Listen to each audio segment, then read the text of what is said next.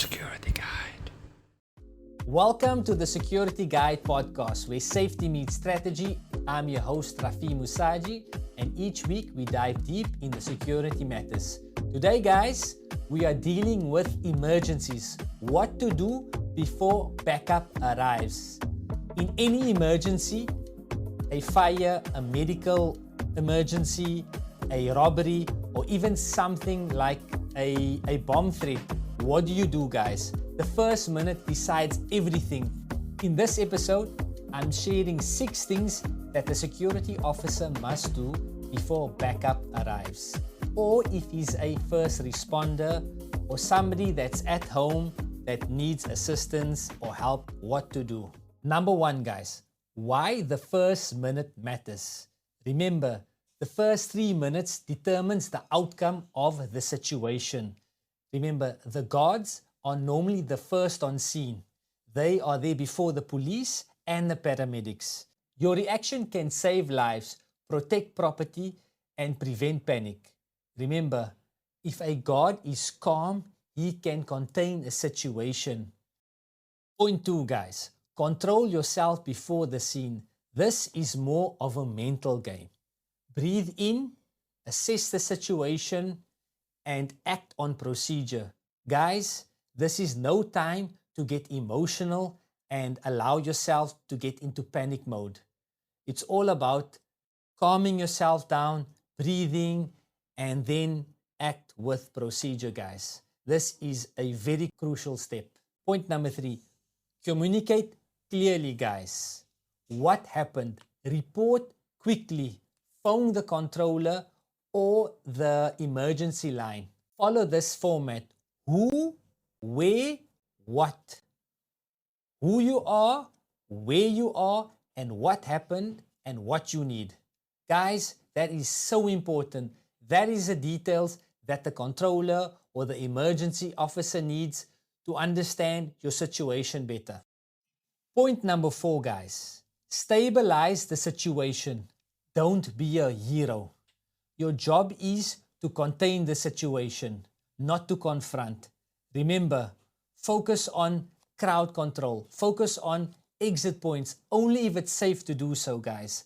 Remember, your job is not to go in the line of fire. Your job is to report on what's happening, because as a security officer, our jobs is to keep yourself firstly safe and the people around you or the situation, the property, or if you're at an event, there's some sort of emergency, it's about checking and seeing what is needed at the time. Don't be a hero, guys. Point 5, respond smart. The 4 scenarios every guard must know. Number 1, fire. Make sure you call the relative numbers and evacuate everybody early. Point 2, medics. Alert medics. Apply first aid training, prevent injury. Point number 3, crime. Observe, report, and avoid confrontation. Point 4, crowd panic. Stay calm and give strong commands. Remember, guys, the goal here is to support and act fast, guys. Point number 6, the aftermath. Report, reflect, recover. Write your report when it's fresh. Debrief your team. Learn and improve. Take care of your mental health after a major incident. Guys, this is so important. Remember, because once the incident has happened, the best time is immediately or very straight after the incident, when you can remember the details. And obviously, guys, we want to make sure we learn from the situation where we can improve the scenario, and then obviously taking care of your mental health, guys.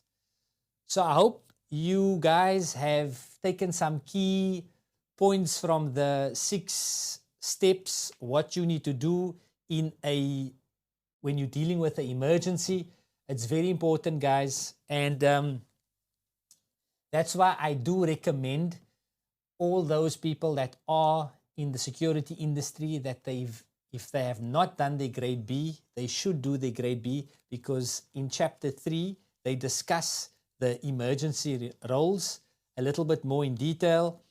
So I will just go through some of the threats and things over there. So they talk to you about the definition of emergency, the requirements of an emergency, like must be practical, must be positive, must be realistic, the requirements of an emergency plan, the most common emergencies, guys.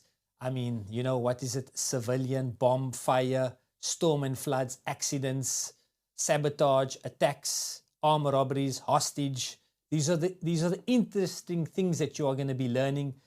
The other thing is bomb emergencies, the 2 types of evacuation. What's a general evacuation? The disadvantages of a general evacuation. Guys, you need to upgrade yourselves.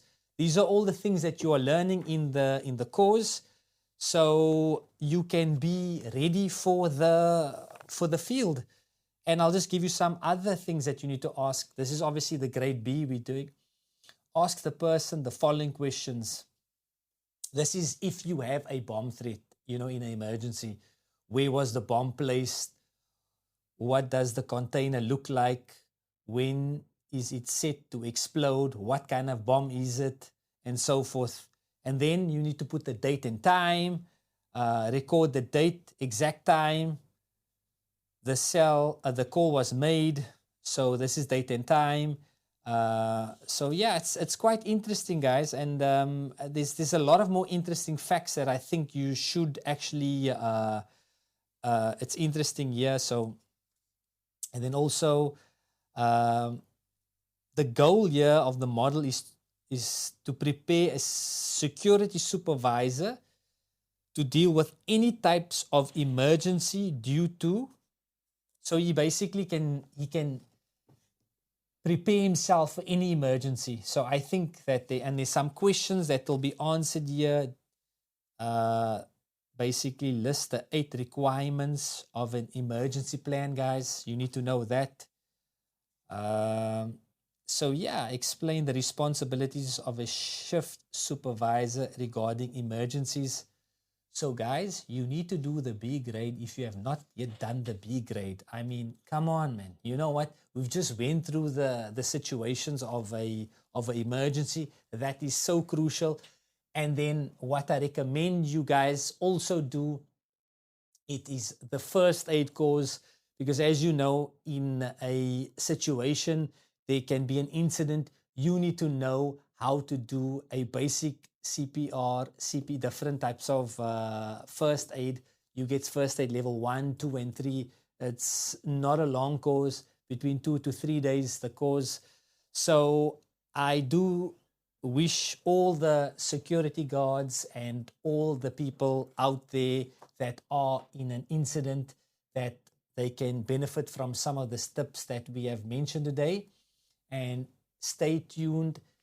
Also, guys, if any of you had an incident, please comment below. Me and my team really enjoy and appreciate the feedback that you guys are giving. So if there's any incidents that you know of and you know you've been in an incident, just type in the comments. We'd gladly like to hear about it, and maybe in the next episode and a few other episodes we might read it out and actually take it from there.